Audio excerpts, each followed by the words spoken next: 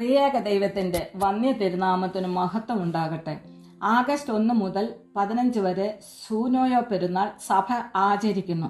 പരിശുദ്ധ കന്യകാമറിയാമിനെ ഈ ഭൂമിയിൽ നിന്നും സ്വർഗത്തിലേക്ക് എടുക്കപ്പെട്ടതിന്റെ ഓർമ്മ ദിനമാണ് ഈ പെരുന്നാൾ. യേശുവിന്റെ മരണത്തിന് ശേഷം പരിശുദ്ധ മാതാവ് യോഹന്നാൻ ശ്ലീഹായോടൊത്ത് ജീവിച്ചു.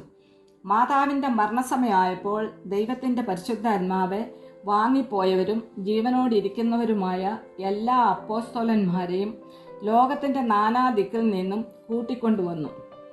അവർ യെരുശലേമിലെത്തി. കർത്താവായ യേശു മാലാഖമാരോടൊത്ത് പ്രകാശത്തിൽ ഇറങ്ങി വന്നു. പുത്രൻ തമ്പുരാൻ അമ്മയുടെ ആത്മാവിനെ പിതാവിന്റെ ആശ്വാസ ഭവനത്തിലേക്ക് അയച്ചു. യഹൂദന്മാരുടെ ആചാരപ്രകാരം ശ്ലീഹന്മാർ ഗദസമന തോട്ടത്തിൽ സംസ്കരിച്ചു.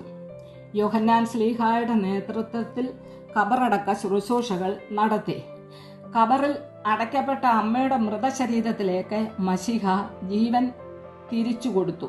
ആ ദിവ്യ ശരീരം പ്രകാശത്തിന്റെ രഥത്തിൽ വഹിക്കപ്പെട്ട് പറുദീസായിലേക്ക് ആനയിക്കപ്പെട്ടു. തോമസ് ശ്ലീഹ ഇന്ത്യയിൽ ആയിരുന്നു. പരിശുദ്ധാത്മാവിന്റെ സഹായത്താൽ ശ്ലീഹ ഓയാറിൽ കടന്നു വരുമ്പോൾ സ്വർഗീയ സേനകൾ പരിശുദ്ധ അമ്മയുടെ ശരീരം സ്വർഗത്തിലേക്ക് എടുത്തുകൊണ്ടു പോകുന്നതായി കണ്ടു. ശ്ലീഹ വിലാപത്തോടുകൂടി തൻ്റെ കൈകൾ നീട്ടിയപ്പോൾ അമ്മ തൻ്റെ ഇടക്കെട്ട് ശ്ലീഹായിക്കു നൽകി. തോമസ് ശ്ലീഹ ഈ വിവരം മറ്റു ശ്ലീഹന്മാരോട് പറഞ്ഞു. ശ്ലീഹന്മാർ മാതാവിൻ്റെ ഖബർ തുറന്നു പരിശോധിച്ചപ്പോൾ ഖബർ ശൂന്യമായിരിക്കുന്നത് ശ്ലീഹന്മാർ കണ്ടു. AD 72 തോമസ് ശ്ലീഹ മരിച്ചപ്പോൾ മാതാവിന്റെ ഇടക്കെട്ട് ശ്ലീഹായുടെ ഖബറത്തിൽ വെച്ചു.